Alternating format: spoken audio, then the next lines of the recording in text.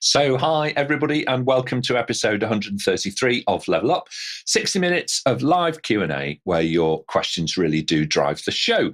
Ella is over already in the social chat, so do please let her know your name and also, of course, the city from where you're joining today. We will post a link into the chat so that you can vote up the questions that you would most like answered. And of course, for you to be able to add your own and put them to the panel. If your question's selected, then your name's going to appear in the credits, quite rightly, at the end of the show. So do get your questions in early and stay with us to see all of that happen. Today, we're going to be talking about culture, and in particular, how do you go about building a culture of agile change in your organization? Organizational agility is something that we're all asked to embrace, and it can bring quite impactful change to individuals and teams alike. From the boardroom to the basement, I don't think any team is unaffected. Now, helping us to make sense of all of this and share with us some of their experiences is a really great panel for today. So let's jump in and meet them all. Luca Ingianni is the co-founder of Vempio, who specialize in helping their clients focus on customer value, people, and culture. He is, I think it's fair to say, passionate about DevOps, and as a DevOps spearhead, he's helped countless individuals and teams to raise their careers. Welcome back to Level Up, Luca. Lovely to see you. Thanks so much for inviting me. I'm very excited for today's discussion. Excellent. Thank you very much indeed, Tomasz. Tomasz Manugiewicz is the general manager, of course, at Grand Parade over in Poland. He's an engineer at heart and an accomplished keynote speaker, an agile enthusiast and coach, I think it's fair to say, whose background in software development has given him the opportunity to build agile cultures really firsthand out in the field. Welcome back to Level Up, Tomasz. Lovely to see you. Hey, Nick, lovely to see you as well, and all of the panelists. Today's topic is really my cup of tea, so I would like to participate in that.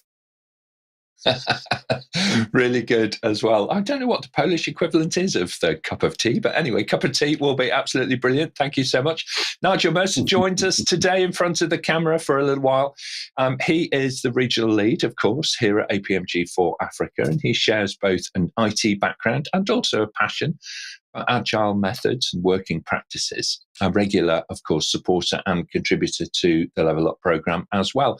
So welcome to the panel, Nigel. Lovely to see you. Yeah, thanks, Nick. It's good to be on this side of the camera for a change again. So hopefully it'll be fun. All right. Okay. I'm sure it will. Adrian Pyne is Director of Consulting for Pyne Consulting, of course, and a Fellow of the UK Association for Project Management. He exemplifies a portfolio career, I would suggest, embracing a wide range of roles throughout his working life, from championing diversity and inclusion to building positive cultures and writing several books on his own volition and also as a co-author, including, of course, the book Agile Beyond IT. So welcome back to Level Up, Adrian. Lovely to see you again. Thank you very much, and thanks again for the invitation, and great to meet Luca and Tomasz, and really looking forward to it. Excellent. Thank you very much indeed. So our question master for today is Suchitra Jacob, and she's joining us from Bangalore in India. Suchitra, how was your weekend? Hi, Nick. My weekend was good, and I'm back again on Monday, looking forward to today's show. Okay, excellent. Thank you very much indeed. So, look, I can see that social is quite busy already. We've got a number of folks who are joining us. Diane has joined us again, a regular contributor, of course, and also follower of Level Up. Idara is joining from Abuja in Nigeria. So lovely to see you online again today, Idara. It's fantastic to have you out there in the audience. And also, of course, yes, Diane, we're also looking forward to a really great show because agility is really at the heart of so much of the transformational change which is going on, whether it's digital-led or whether it's customer-led, whether it's content-led, whether it's enthusiasm-led from passionate people inside your organization. That's really at the heart of it. So let's jump straight in, if we can, Suchitra, and we'll take our first question. Our first question is from our panelist, Adrian. What is organization culture in a nutshell? Okay, so it's a really good question. Adrian, I'm going to come to you in a moment, kind of, if I may. I'm going to walk around the panel first of all. So look, don't worry about this. This is not, although we are an examination institute, this is not an exam question in that sense, okay? So how we might feel about organizational culture, that's absolutely fine. So panel, what are your thoughts to kind of get us going on organizational culture? So, Luca, let me start with you. Yeah. So, what is organizational culture is a good question, because it feels like there is not just one of it, right? So let's take a step back and think about what is culture. Culture is just this sort of collection of, behaviors, points of view, bad jokes, whatever it is, of a group of people. And you're certainly part of a multitude of different cultures. You're part of your team's culture, perhaps. You're part of the culture of the country you live in. And so there is also a culture for an organization, or for different, parts of an organization. They can be quite diverse, quite varied. And I'm guessing that Adrian wrote this question because it's just so crucial to have a culture in an organization that is not contrary to the goals of Agile. I don't actually care what specifically your culture is like, as long as it gives us the elbow room, I guess, to apply agility in the best way we know how. It's a really important thing, isn't it? Because I think you're right. I think that culture does, it's like the kind of chicken and the egg kind of question. What comes first? Is the culture the expression, of how people are organizing themselves and behaving in the organization? Or is it actually, the catalyst for bringing about differences in behaviors and differences in the way in which we organize ourselves? Nigel, your thoughts on this, and then we'll come to Adrian. Thanks, Nick. So I think organizational culture starts with the values of the company. Okay? The values of the company start with the board, and the way the board communicates and instills those values throughout their company will determine the culture of the company at the end. Okay? And I think it goes down in all levels of the company. It's not just at the board level. Obviously, there are multiple culture types throughout. But I think that if you think about, there are two diverse and separate cultures within an organization. One is the culture of which you do business. So how you're going to do business, the way you treat your customers, the way that you treat your suppliers, the way that you do business as a business. Okay? And the other one is how you actually operate internally as a company. So the team cultures, and those can be quite different in many ways, and those depend a lot on the people that are involved. But, I think values are probably one of the most important things to take into account from the start. Okay, thank you very much indeed, Nigel. Tomasz, I'd like to bring you in, if I may, and then we'll hear from Adrian next. Yes, definitely. My view on the culture was rather pragmatic, because as an engineer, I wanted to, dig into the details. What's inside? What does culture mean? And what I found is that culture, they define it as norms, roles, and rituals the group of people have. So let's say the group of people living in one village, they have some norms that they can support. They have roles in the tribe, and they have some rituals. So those three aspects we can easily translate to the company environment, the corporate environment, and especially to agile environment, that we define some roles that we have in Agile. We define some rituals or ceremonies, if you like. And based on that, we work on the norms. What are the norms in the environment we work with? So that's three crucial aspects for me. And then how we can transform it? We can transform it by defining it and then making sure that we are following up on our definition. So that's engineering part of view on that. And I think that you're right. The norms. I love the way that you talk not just about rituals, but also about the norms. What is normal in one organization can appear very unusual if you have worked in another one. If anybody's been in the situation of changing employers at some point or another, you're bringing something of yourself, you're bringing something of your working life, your working history to that new employer. And then you notice that you're immersed into something which is quite different, perhaps, to the culture that you've experienced previously. Adrian, you asked the question. It was one of those tricky. We should hire you as a chief examiner, I think, because it's one of those tricky questions. One of those tricky questions where you want to kind of say, "Ooh, I wonder which out of the 5 options I'm being given." Please, your thoughts on this? Okay, I'm quite pragmatic. Let's focus on organization culture. There are a lot of models on that say what organization culture is.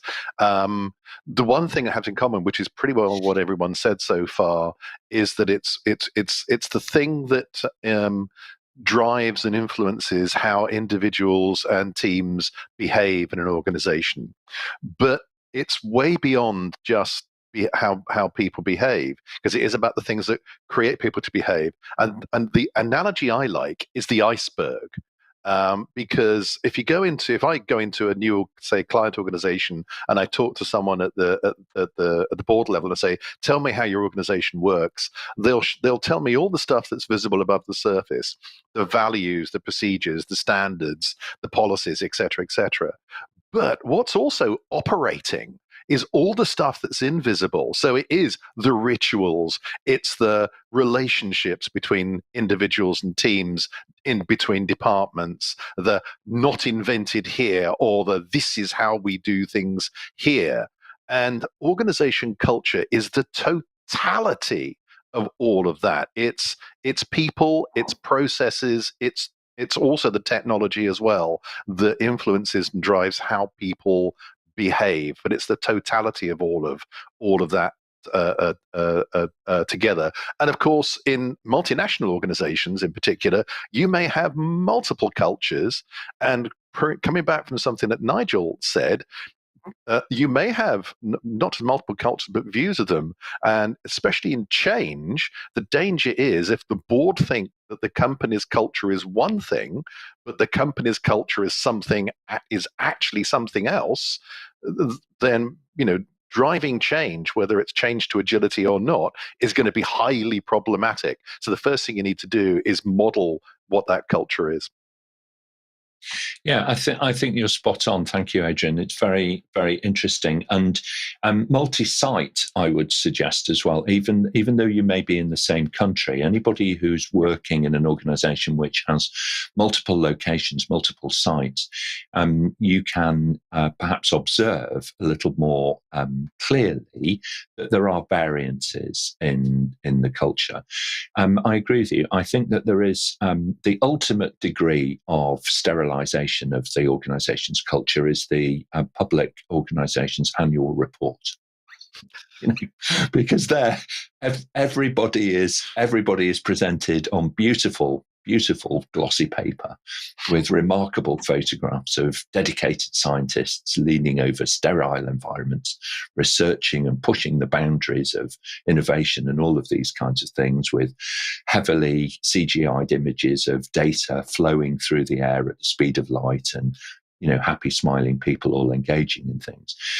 Now, if you take that presentation layer away and you work with people who are actually trying to perform at their best, but in a pressurized environment, then of course you're going to witness different kinds of behavior on a spectrum. And I do think that the framework that you create as leaders and as managers and as colleagues can dramatically affect the culture that becomes the norm over time. Luca, what are your thoughts? Yeah, I was going to make the point you just made, which is that culture is really a result of the communication, of the interaction that happens between people.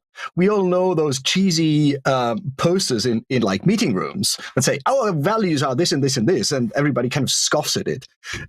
That's just not how it works, is it? It's about how people interact with each other daily, that will drive a culture, which also means that you cannot impose a culture from the top down, just like you cannot somehow make a culture from the bottom up. It really has to be a collaboration of sorts, or it will be a collaboration of sorts. That's just how it works, I think. That, culture is a function of people living together. I think you're absolutely right. To use a film analogy that's seen in Dirty Dancing, where the young lady leaps into the arms of the gentleman, doesn't work if he doesn't catch her. There has to be a collaboration. Okay, on so many levels, there has to be a collaboration. Tomasz, your thoughts? Yeah, I wanted to echo what Luca said about this behavior of the group. And I have with me the definition from the guy, Gerd Hofstede. He was the psychologist and also IBM employee. And when I was talking about the culture in 2019, I found the definition that he prepared, and I would love to bring it to you. I will read it for you. So he said that culture is the collective programming of the mind, which distinguish the members of one group to the other group. And it connects me what Luca said, that culture drives behaviors and collectively, if you like, programming our minds in order to behave in a such way. So we need to be aware as well on that organization culture is very strong, has very strong impact on our behaviors and on ourselves as well. Yeah, I completely agree. Those expectations, those moments of truth in different meetings are where really cultural experience is forged in the heat of that moment of truth.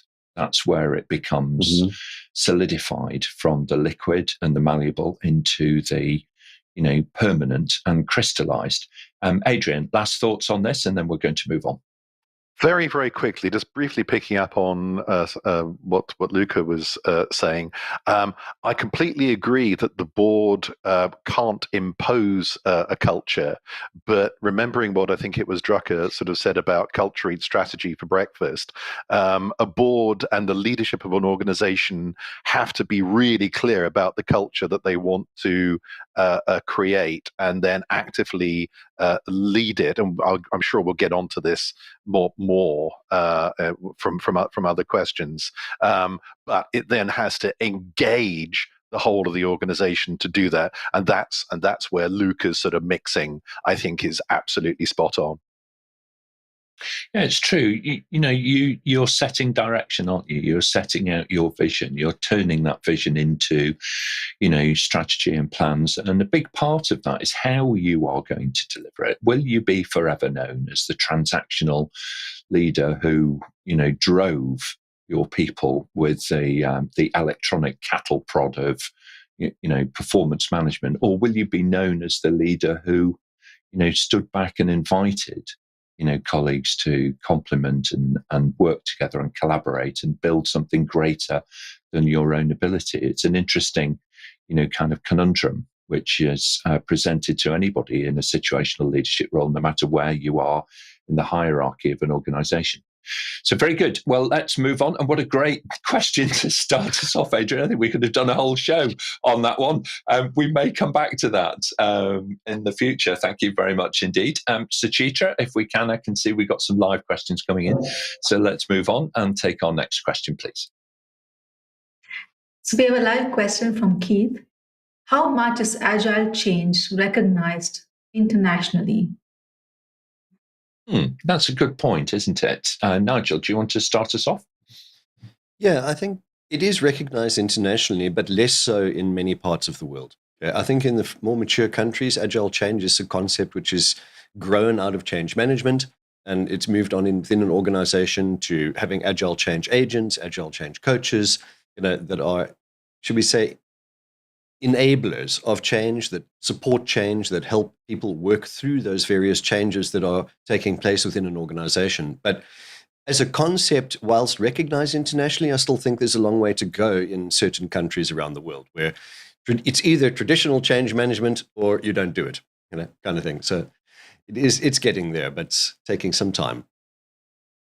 Yeah, I think this really was born out of the challenge, wasn't it? That change management programs were seen as large and complex things, and in the world of agile, how do you marry up short sprints with that kind of way of thinking, that kind of activity? And so agile change needed to be reframed, if you like, into that context. Adrian, your thoughts on the international recognition for agile change? I'm going to echo Nigel. I think he's spot on about its shall we say, degree of recognition globally.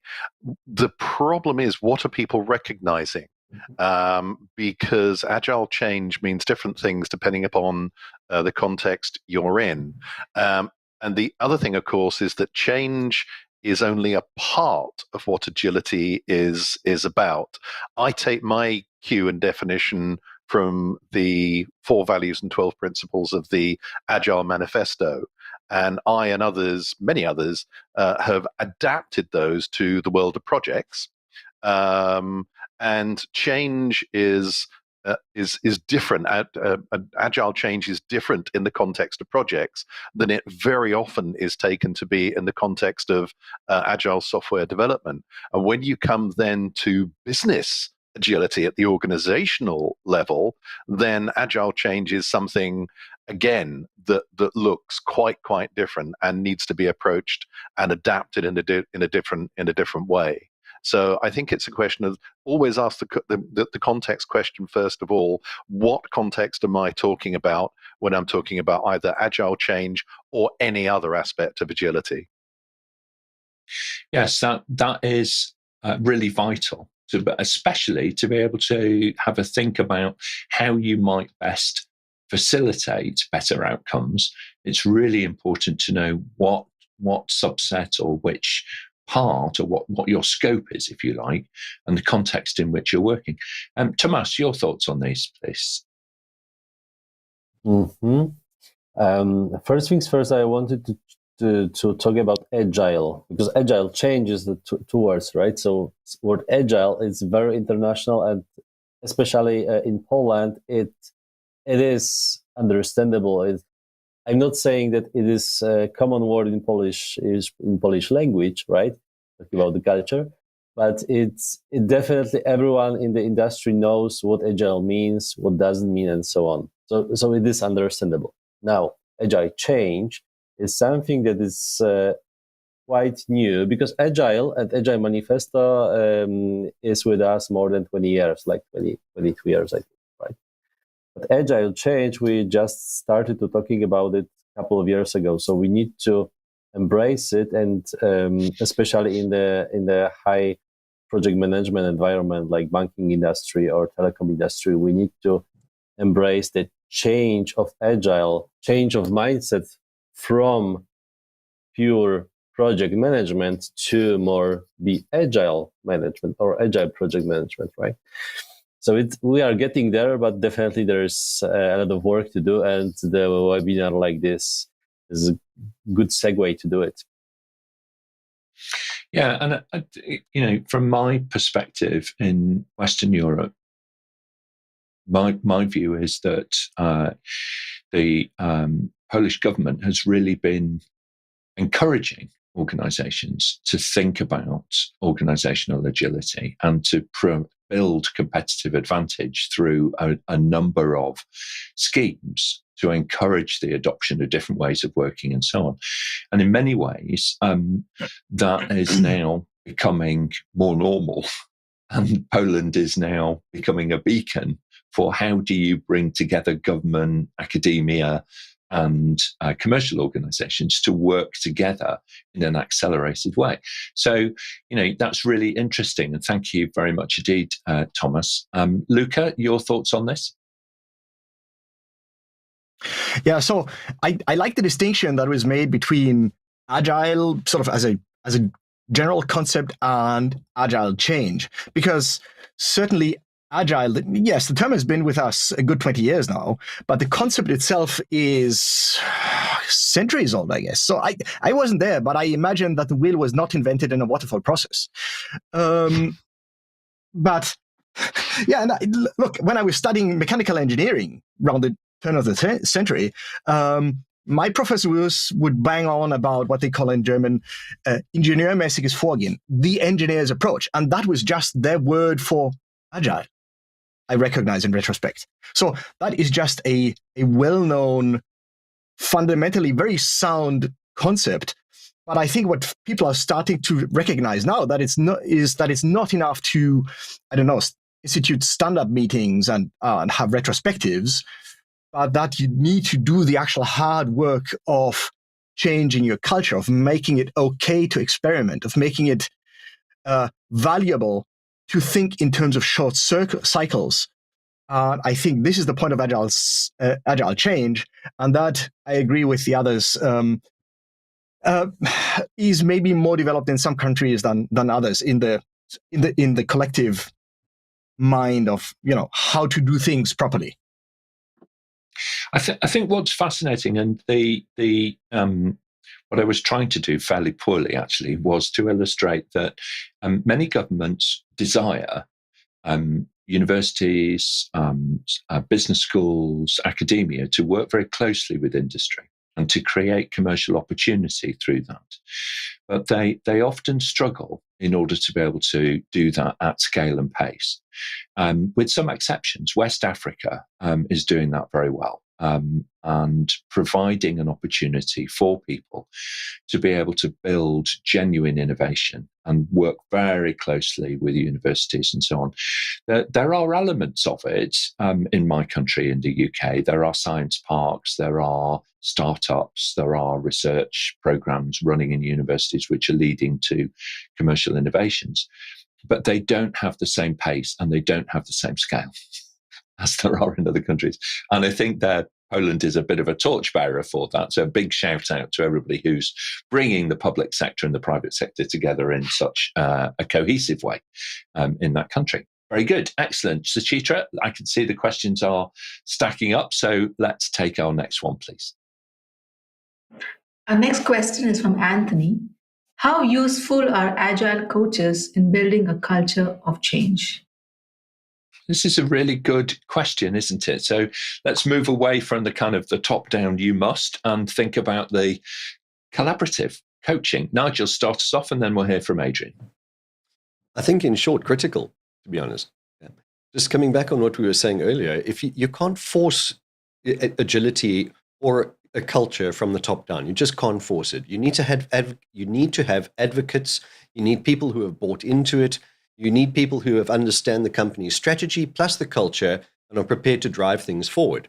Now, that's really what the role of the agile coach is in an organization at the end of the day. Thank you very much. Adrian, your thoughts, and then Luca? You've got to have the right agile coach. I've taken part in a lot of energetic online discussions about this because I've often said that you can't just take an agile coach, it's about the context, say, who's brilliant in agile software development and expect them and then parachute them into, say, a transformation towards organizational agility. So changing the business operating model to a more agile approach.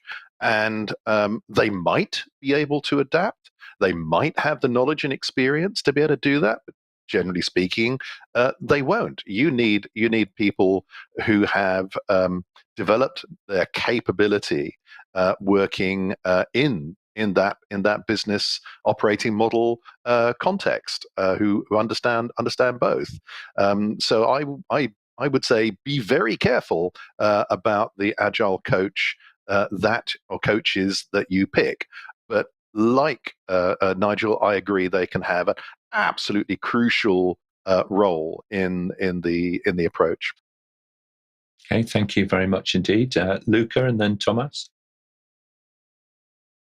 Yeah, so I think they are just absolutely crucial because they need to serve as this sort of sounding board to give you to enable you to reflect about your practices and really make that very difficult and sometimes actually quite scary change to a more agile way of working.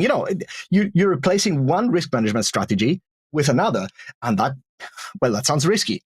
And so people need to feel secure in applying what they know, which is a great deal. If I'm coaching people, it's usually just my job to say, yes, you're right to trust your instincts. You are doing the right thing. Keep going in this direction.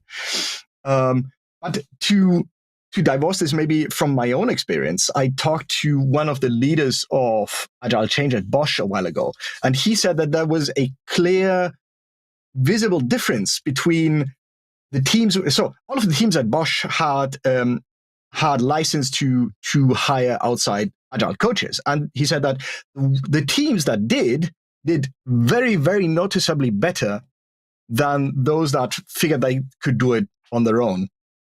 Both professionally and also personally, in the sense that, there was more cohesion within the team. It was just more fun to work together, quite apart from the business side of it. So yes, agile coaches, more than useful, I say crucial. Excellent. Thank you very much indeed, Tomasz. Yeah, for me, it's simple as it is. So if we have an organization, let's say, producing the software, right? Not naming any software, but producing the software.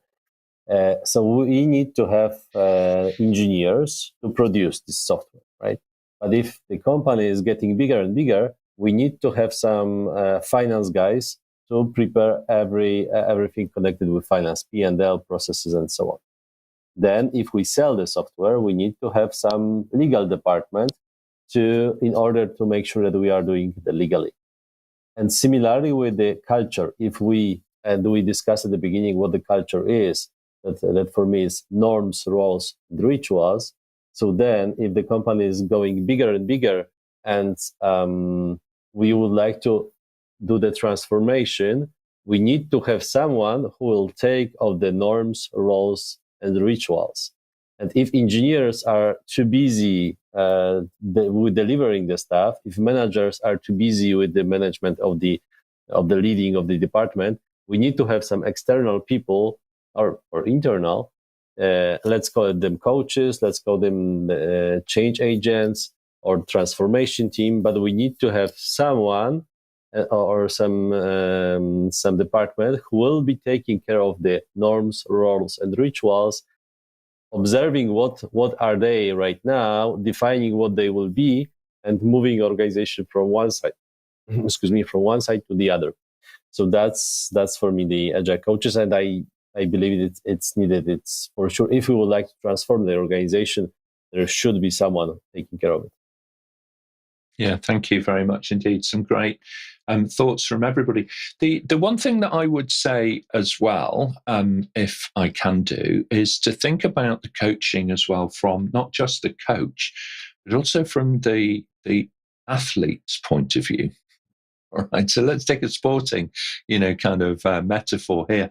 Unless the athlete puts into practice what the coach is encouraging them to do, they're unlikely to yield the benefits of the coaching sessions. So you have to do something. Just having one, it's like having a brilliant book on the shelf. If you don't read it, reading it is one thing, but actually trying out, trying yourself to do the things that the coach is suggesting is actually super important part of this. Otherwise you will not grow, you will not discover, you will not be able to surface that your aptitude to do something which might be locked away inside you for the evidence that is that you can actually do it through experience. That's what coaching is all about, helping us to achieve those personal bests, whether we're as individuals, teams, or indeed as larger organizations. So very good, some interesting answers. Let's have a look at social if we can and see who's joined us. So Ganesh, brilliant to see you. Thank you for joining from India. Really great to have you online today to give us some of your lunchtime. And Ellen, thank you so much, joining from over there in Iran. Great to have you online, and I've seen you in the chat as well, Ellen. So thank you very much indeed, building our community online. And Mohammed, of course, a strong contribution today as well, linking in some of our conversations with some of the other IT frameworks, that are available as well to everybody. And Ludmila, very good. I'm not too sure where you're from, Ludmila. I couldn't quite pick that out. So you may have said so, but great to drop the city from where you're joining the country into the chat. That would be excellent. Thank you very much. Very good. Well, on that note, Suchitra, let's move on, please, and let's take our next question if we can. Our next live question is from Jane in Liverpool. How would you change or influence those colleagues that are reluctant to change or be flexible to achieve a culture of change? Okay, so this is the kind of challenge, isn't it? When we're trying to, be the rising tide that floats all the boats. We want to make sure that no boat is left behind and that everybody floats on the rising tide. So, how is it best, Adrian, in your experience, to kind of be able to differentiate your approach almost and engage with those people who, for whatever reason, aren't quite following at the same pace? I think need first would take a slight step back and and ask yourself, what is the mechanism that you're using in order to achieve the change towards a culture of agility, to be able to do agile change, and again, it depends on the scope and the size and where you're trying to do it in the organization. If it's fairly low scope, say within a department, you can probably build that organically, and I have seen that. If you're trying to do it in a medium to large organization, the only way to do that is like any other transformation, and I've been involved in leading many transformations for nearly 30 years. And that's what program management is and project management is invented for. Those and have evolved for. Those are still the mechanisms best for managing the successful delivery of change, be it agile or anything else, and building a new capability. So, and it's very, very common, especially in organizational change of whatever kind, to have to bring along some stakeholders who are not bought into what you're doing. And that's what stakeholder management and communications is largely about. Sometimes it actually means changing how people's roles. Some people are not able to adapt to change. It's great if you can bring them along with you. Sometimes you can't, and you therefore have to move them aside, move them out, put them into different roles. Unfortunately, that's where things you need to do. But as far as possible, it's about trying to bring people with you. And the main mechanism for doing that is stakeholder management within a program of change. Thank you very much indeed. Luca, your thoughts then, Tomasz? Yeah, I think it's also important to understand why this reluctance exists, right? Are they just somehow unwilling to entertain the idea of change and just being annoying about it, or do they have reasonable concerns? I see Adrian laughing, but so some people just don't want the boat to be rocked, and that's just it.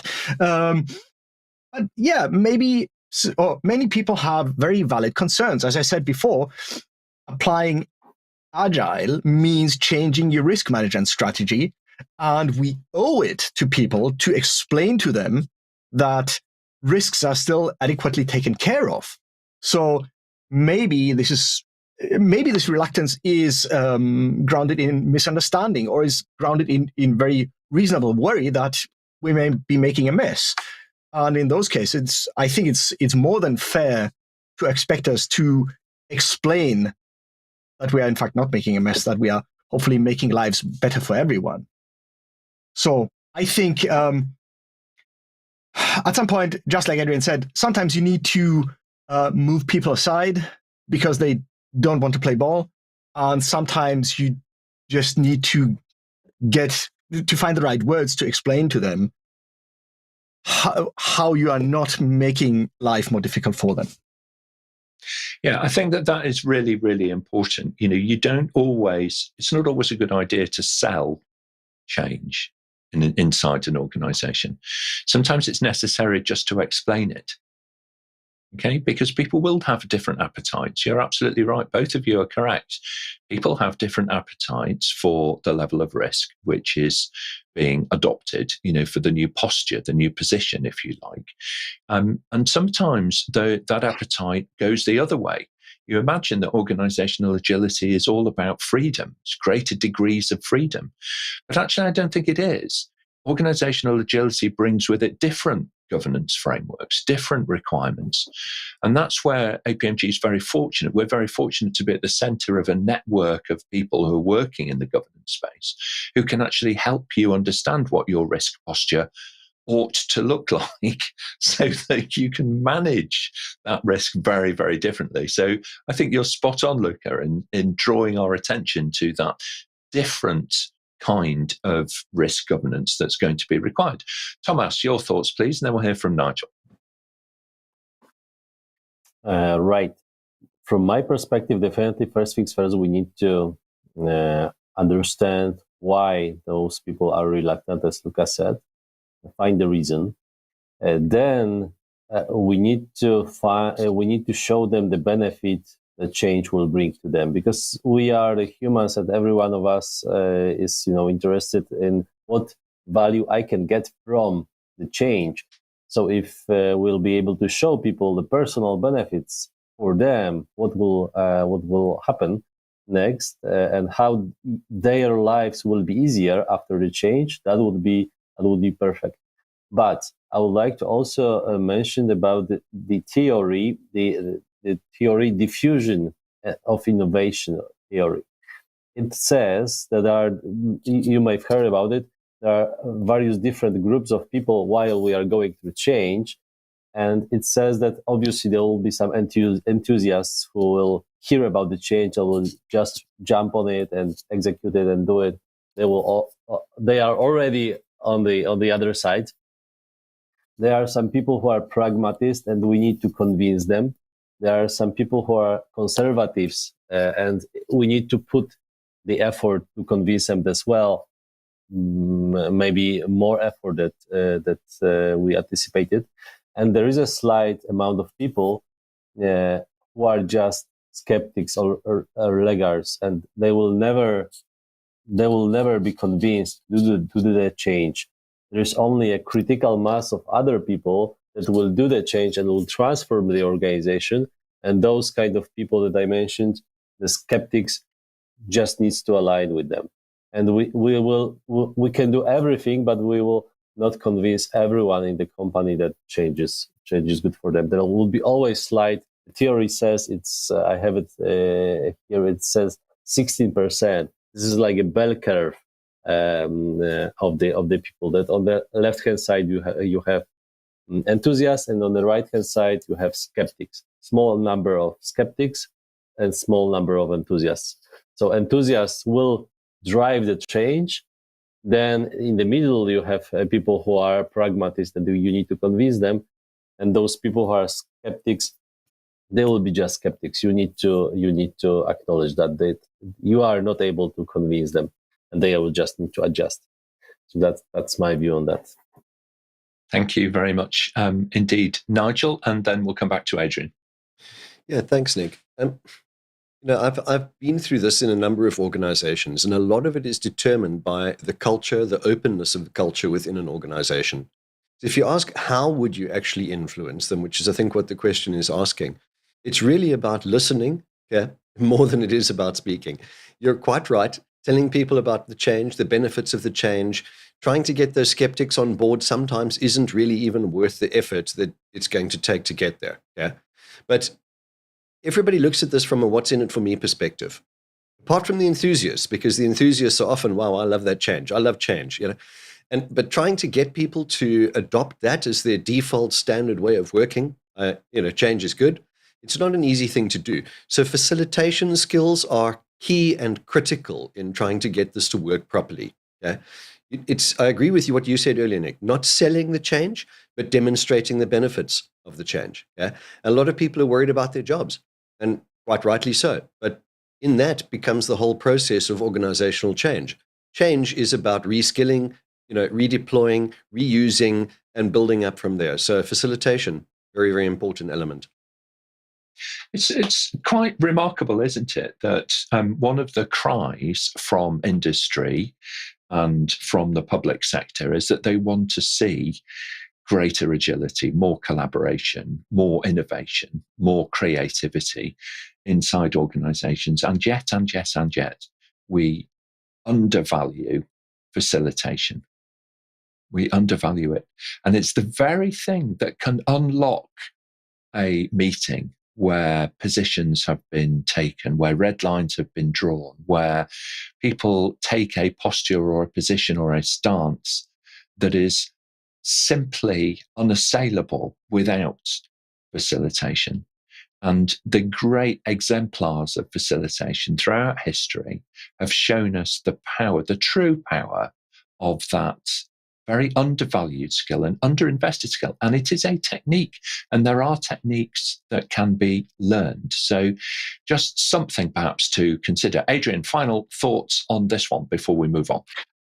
Again, just very, very briefly, just building up on all the panel members have said about understanding the attitudes of various peoples involved, and I blithely mentioned in my bit stakeholder management, and that's a staggeringly important tool to use, because amongst the first things you do is you analyze and understand your stakeholders, to understand their positions, to understand their agendas, where they're coming from, their concerns, whether they're the enthusiastic change supporters or the skeptics or whatever. And it's only when you understand your stakeholders that you can then know how you're going to either engage with them to bring them along with you, or manage them if they're more on the negative side. And we could get into stakeholder management versus stakeholder engagement, but maybe that's for another complete episode. Because that's a debate in itself. So I just wanted to pick up. I was actually very much agreeing with what Luca was saying, but wanted to get that point about the importance of using stakeholder management as a semi-structured technique. Yeah, no, I completely agree with that. One of our regular panelists and also in the audience today is Diane, who does tremendous work around complex stakeholder engagement. And I'm quite sure that on occasions there is a bit of management involved in that, because you need to be able to be, provide a little bit of direction, if you like. So very good. Thank you very much indeed, panel. What a fascinating conversation. Look, we're going to try and move up a gear in terms of speed to fit 2 more questions in. Suchitra, let's move on. We'll take our next question, please. And we have a question from Diane. What are some factors for the successful transformation to and sustainability of your culture of agile change? All right. So how do you go about it, and how do you manage to keep it once you've got it? If I'm paraphrasing that slightly on behalf of Diane. Tomasz, start us off. Yeah, very quickly, as we don't have time, the factors of successful transformation is, for me and for the organization I work in, not coming back to the previous state. So if only we can transform the organization and be there and go above and beyond, but not coming back, not turning back, that's the most important factor for me. And I see that transformation is successful. You get to a tipping point, don't you? And you need to lock that in, because otherwise you do end up, a little bit like the tide. It kind of comes in on the beach, but then if it goes out again, it reveals all kinds of detritus that was washed up as previously kind of, hidden, if you like. Very good. Luca, your thoughts? Yeah, so I like what Tomasz was saying, that there is a risk of accidentally sliding back. And I think you need to guard against that by actually defining what your forward direction is. What are your goals? What are you trying to achieve with this change? And then continually observe it and measure it to enable those feedback loops and say, okay, are we still going in the right direction? And do we actually like the direction? So to me, that is very critical because it also enables you to not be condemned to get it right the first time. You can try stuff out. You will fail some part of the time, and then you just do better next time around. That's it, I think. Thank you very much, Adrian, and then Nigel. Okay, I've just got 2 brief points. First of all, the fact of successful transformation, again, is if we're talking at the organizational level, that's where the program comes in, because it gives you your direction, it gives you clear vision, but one that you can monitor to keep making sure, as Luca just said, are we doing the right thing? Are we on the right lines?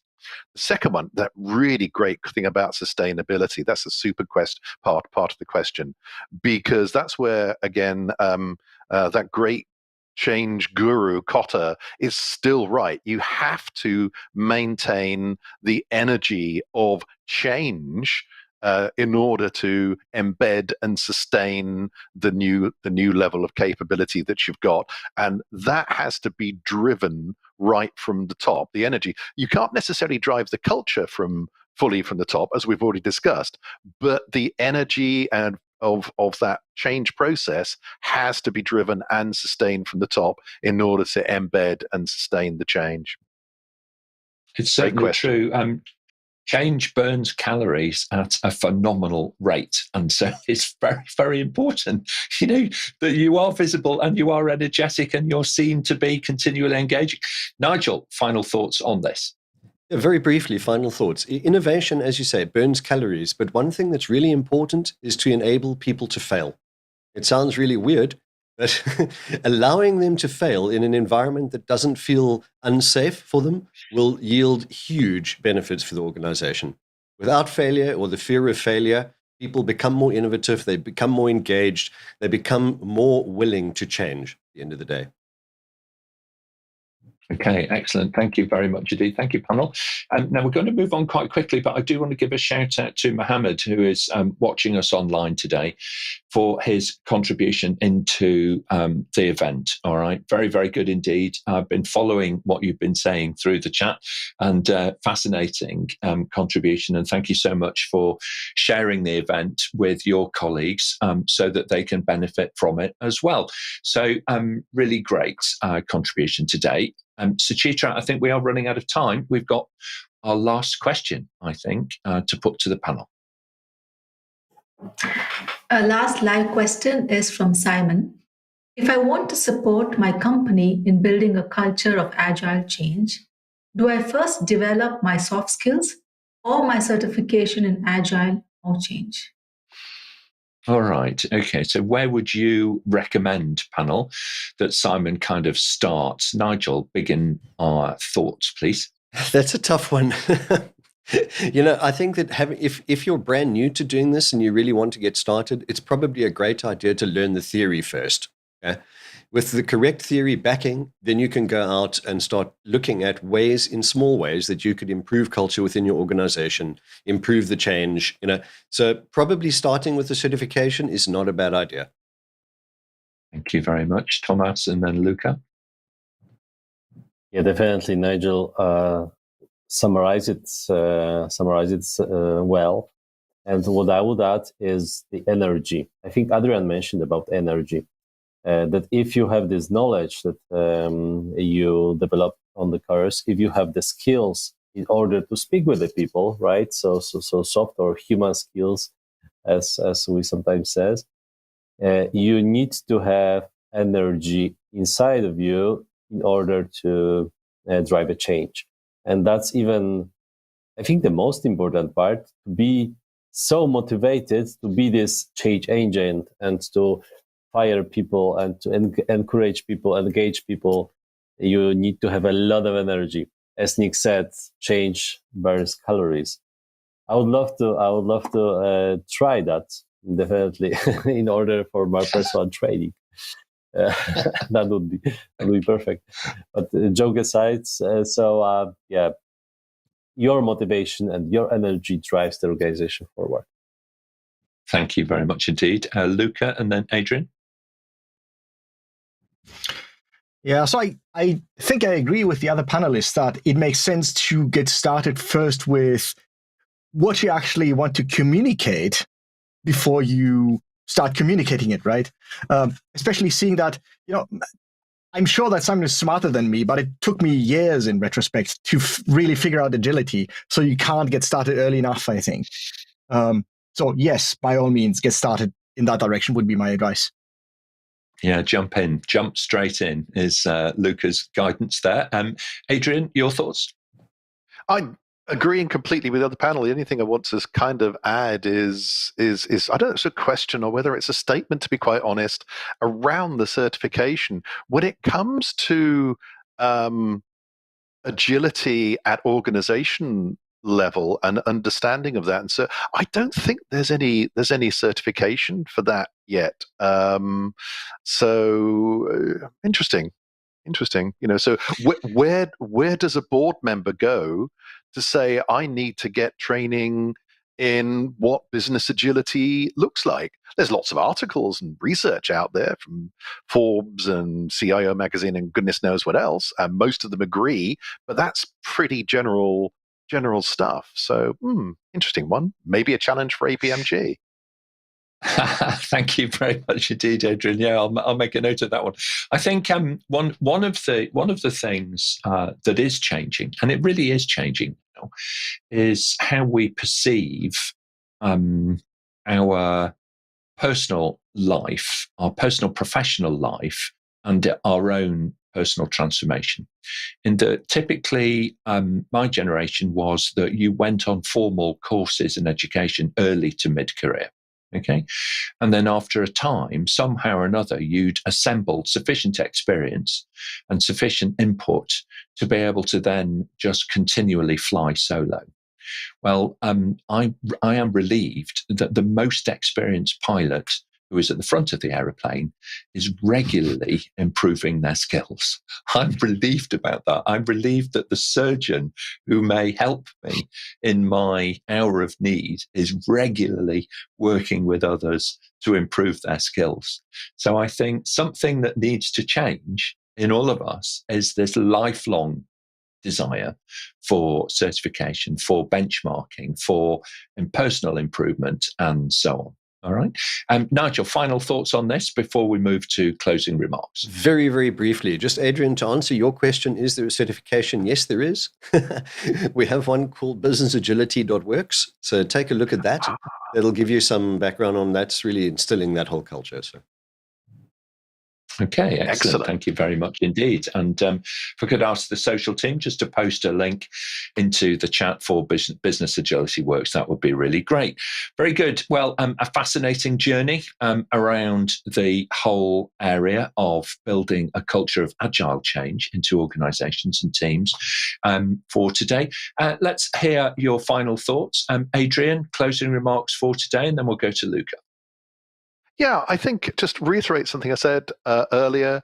When you're talking about whether it's agile change or any other aspect of agility, be clear about the context you're talking about, because agility in IT development is not the same as in project management or business agility or marketing or engineering. They all have agility in common, but they are different adaptations of agility. They're all fruit, but they taste different.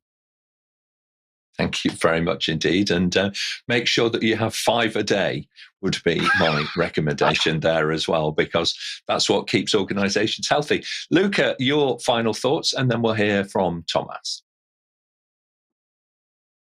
Yeah, I think I want to reiterate on something that we've touched on a couple of times, which is to allow yourself to get it wrong every now and then.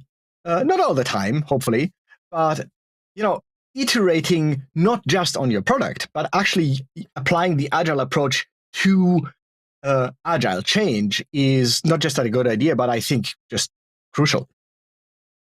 So that would be my final words, I guess. Thank you very much indeed, Luca. Tomasz, and then Nigel.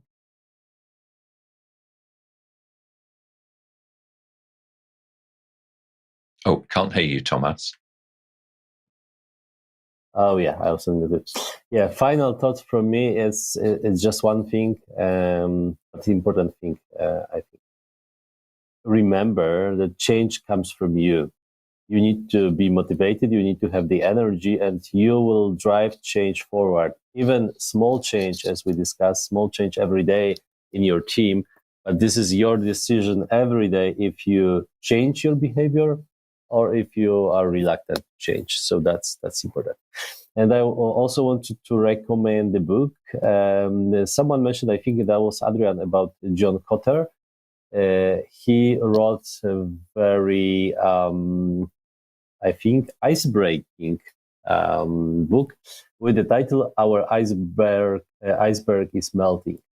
This is the story about how to introduce a change and what are the aspects of changing the organizations. So definitely recommend you to read. Yeah, thank you very much. And I can attest to that. It's a really useful piece of work to be able to help many people in different situations as well and across cultures. So very well written. Nigel, and then we'll hear from Suchitra. Yeah, just final thoughts. Agility isn't something that you issue on a memo to the organization and expect it to happen. It's something that you eat, breathe, live, sleep, and you instill it within the organization. So that's the last thoughts on this. Be more agile in capital letters. Yeah, marvelous. Thank you very much indeed, Nigel. Suchitra, an interesting episode today, I think. It indeed is, Nick. I enjoyed listening to the panelists pitching in from all directions, and I really had a great time, of course, asking the questions as well. So thank you. Okay, excellent. Thank you very much indeed. And thank you on behalf of our producers online to the panel for answering the questions so very, very well indeed. And also from the panel to everybody who's been online today from all around the world, putting your questions in and joining in the discussion and the debate. We really appreciate it. So looking forwards, let's have a little think about what's kind of coming up next. Don't forget, of course, that you can watch back every episode on our YouTube channel. So do hop over there and subscribe to the APMG International YouTube. Give the video a like, and please do share it with your professional network. On our website, you can search for the answers to more than 1,500 questions that have been answered previously through this show, and also all of the other APMG recorded content. It's a really comprehensive resource, and it can help you to dip into and think about answers to your problems and your challenges in a very different way. You can, of course, listen to the audio versions as well on your preferred podcast platform, rather. So looking forward, Webinar Wednesday this week, we've got a duality of shows coming up for you. First of all, there's one that you can register for called Kickstart Your Robotic Process Automation Adoption Journey. And that's very much kind of thinking about how do you get things going in the cloud, improve your productivity, what can you automate, why should you automate it, and so on. And then there's another one later on the same day, 5 p.m. GMT, which is looking at the data-driven trends in change management. So full details are on our website for you. At the end of the week, then, we're going to turn our attention to how to become a business analyst. So if you're interested in that as a career, then join us Friday, 2 p.m. GMT, where we'll be walking through that. Subscribe to the show, and we will, of course, send you a personal summary of what's coming up here on Level Up and how you too can join us here on the panel and, of course, level up your career with APMG. Thanks very much indeed, everybody. We'll see you next time.